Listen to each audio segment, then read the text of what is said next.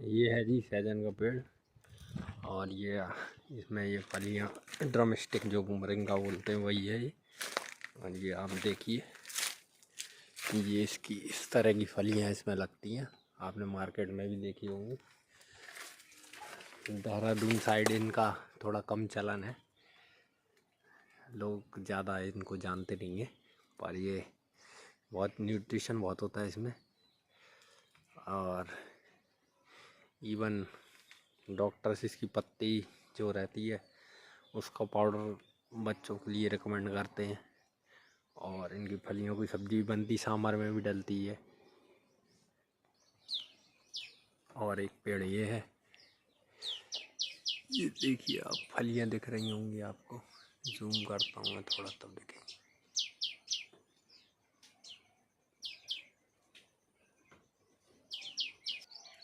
अब ये आप जो सामने देख रहे हैं ये करीब 1 साल का ही प्लांट है। और इसकी हाइट करीब 20 फुट हो गई है। और बहुत जल्दी फास्ट ग्रोथ करता है ये।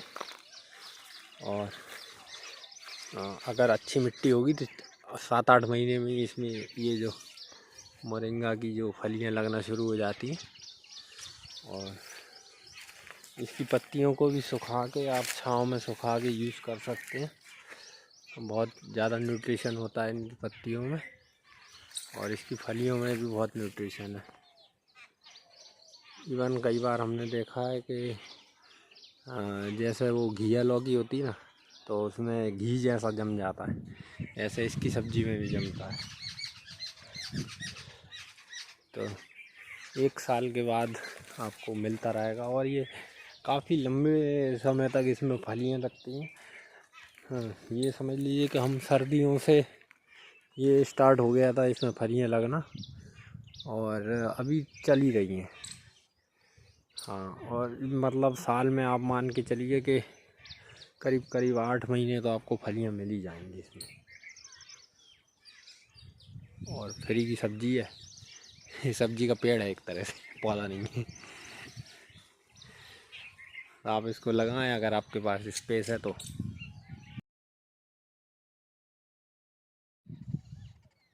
साथियों, अब हम इसके कैनोपी मैनेजमेंट के बारे में बात कर लेते हैं कि जैसे जो कमर्शियल फार्मिंग करते हैं इसकी तो वो लोग क्या करते हैं कि जो आपको सीधी शाखाएं दिख रही हैं ना, ब्रांचेस ऊपर की तरफ जा रही हैं जो, तो जब पौधा आपका 5 फीट हाइट ले लेगा तो उस टाइम पर जो ऊपर की जो ब्रांच रहेगी उसको आप करीब 1 फुट काट दीजिए।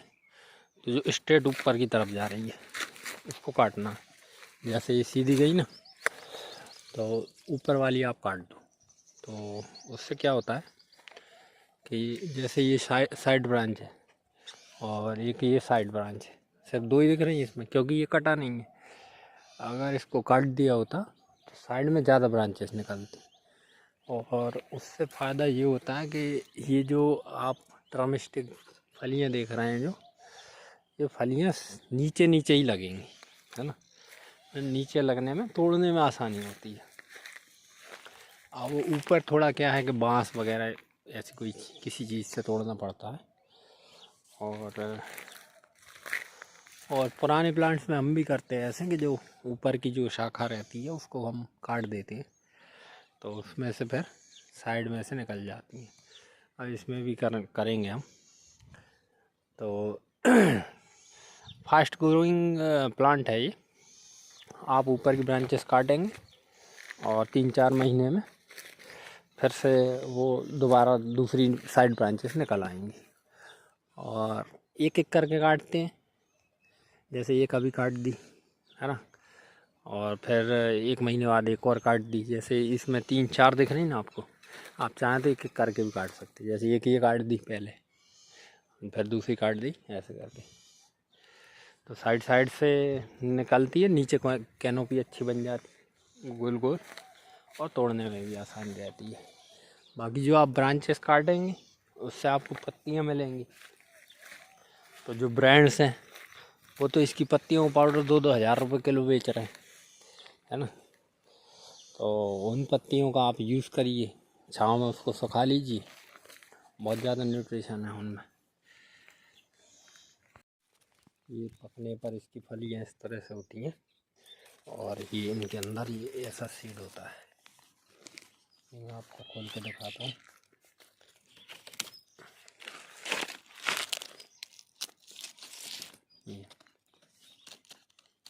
ये सीड है इसका, और इसमें जो इसकी डंडियाँ रहती हैं, अगर आपको कहीं पौधा प्लांट इसका दिखता है तो इसकी डंडी से भी इसको लगाओ तो ये डंडी से भी हो जाता है। तो ये जो आप देख रहे हैं ये जो ब्रांच है, करीब उंगली के बराबर जो मोटाई रहेगी ना जिस ब्रांच की, उस ब्रांच से भी आप इसमें लगा सकते हैं, प्लांट को तैयार कर सकते हैं। और जैसे कि ये प्लांट बड़ा है ना, तो अगर आप नई मिट्टी में देहरादून में कहीं लगा रहे हैं ना इस प्लांट को, और जहाँ पर पहले आपने खाद वगैरह नहीं दिया है, तो तब तो मैं कहूँगा कि आप 50 किलो का एक कट्टा लीजिए वर्मी कंपोस्ट का, और गड्ढा करके उसमें उतनी लगभग मिट्टी मिला के उसको भर दीजिए। उसके बाद इसको लगाइए, तो फिर आगे आपको खाद नहीं देना पड़ेगा, और रेगुलरली आप दे सकते हैं तो फिर बात अलग है ना। जीव अमृत के रूप में दे सकते हैं तो फिर बात अलग है। लिक्विड खाद जो जीव अमृत बनता है वो दे दीजिए, तो भी आप चलता रहेगा। फिर आप वैसे भी लगा सकते हैं, पर अगर वैसी मिट्टी में लगा देंगे तो क्या है कि देहरादून के एरिया में जो मिट्टी में ना पत्थर के बारीक कण, मतलब रेतीली, तो उसमें थोड़ा काली मिट्टी से न्यूट्रिशन वैल्यू कम रहती है, उसमें मिट्टी में न्यूट्रिशन कम रहता है। जैसे कि यहाँ पर ये काली मिट्टी होती है तो यहाँ तो कोई दिक्कत नहीं आती है। यहाँ पर जो वैसे भी प्लांट उगता है तो उसमें फलियाँ आती हैं। जो सतीश पाल जी के यहाँ पर लगाया था मैंने, तो उधर पर क्या हुआ था कि ग्रोथ भी, सतीश पाल जी का डोईवाला फार्म है, तो उनके यहाँ पर ग्रोथ भी इसकी काफ़ी स्लो रही थी। और क्या कहते हैं, उसमें फलियाँ भी नहीं आ रही थी। तो उसका मेन कारण यही था कि वो जिस जगह पर ये लगे थे वहाँ पर खाद की कमी थी, और खाद उन्होंने इनको दिया भी नहीं था, तो ये कारण रहा था फलियाँ ना आने का।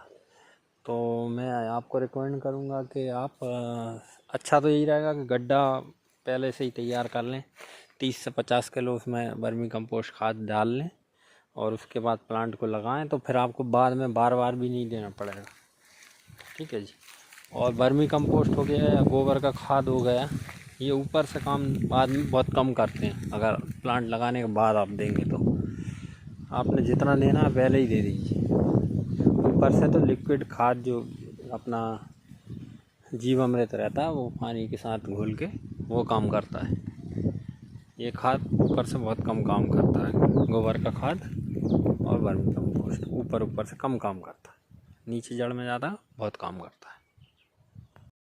एक बात और आपने ध्यान रखनी है इसमें, वो ये कि जिस भी जगह में पानी भरता हो वहाँ पर इसको ना लगाएं।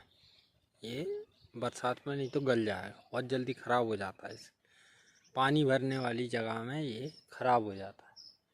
जैसे कि अगर आपके यहाँ से अगर पानी नहीं निकलता हो जल्दी बरसात में, तो आप क्या करें, 2 बाई 2 का थोड़ा 6 इंच ऊँचे आपकी जो ज़मीन रहेगी उससे करीब 6 इंच ऊंचा बेड टाइप बना लें। है, बेड बना के फिर इसको लगाएं, अगर पानी भरने की समस्या है तो। नहीं है तो कोई बात नहीं, पानी भरेगा तो ख़राब हो जाएगा प्लांट।